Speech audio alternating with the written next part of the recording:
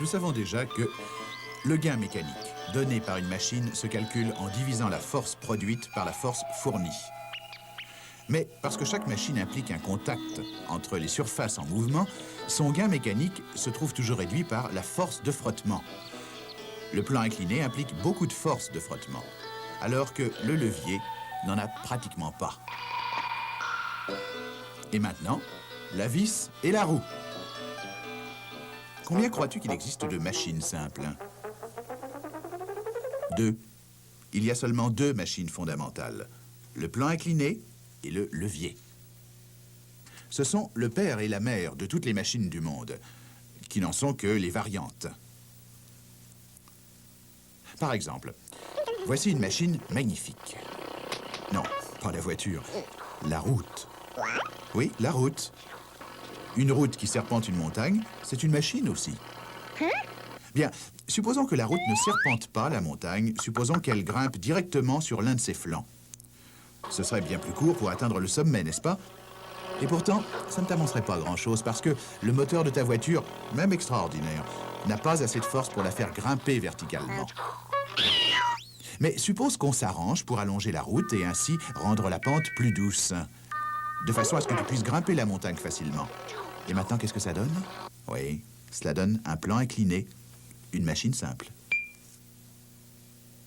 Mais ça coûte cher de grimper une montagne de cette façon-là. Cela nécessite une rampe exceptionnellement longue. Qu'est-ce qui arriverait si on enroulait le plan incliné autour de la montagne? Nous voilà de nouveau au point de départ, avec une route qui serpente la montagne. Un plan incliné déguisé en route, en fait. Un plan incliné en spirale, si on veut. On trouve des plans inclinés en spirale partout. Ça comprend tout ce qui s'utilise selon un mouvement de spirale, genre tire-bouchon, et qui permet d'échanger le supplément de distance circulaire contre une diminution de force, soit pour aider à soulever des objets, soit pour les serrer. En voici l'exemple le plus répandu, la vis, qui est en fait le nom donné par les physiciens à tous les types de plans inclinés en spirale. La vis. C'était donc l'un des descendants du plan incliné. Elle a 1 minute. Peux-tu me donner un exemple d'une machine simple qui, elle, descendrait du levier? Justement, tu en tiens une dans ta main en ce moment. Je sais, encore une machine qui n'a pas l'air d'une machine. Mais as-tu déjà essayé d'ouvrir une porte sans poignée? Tu n'as pas assez de prise, hein, n'est-ce pas? C'est là qu'intervient la poignée de porte. Elle descend en ligne directe du levier, comme ceci. Ou cela. Ou encore cela. Ce sont tous des enfants du levier. Comment ça se fait?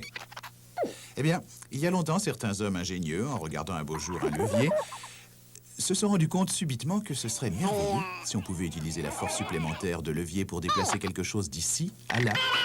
Disons 4 fois la force, parce qu'un bras de levier est 4 fois plus long que l'autre.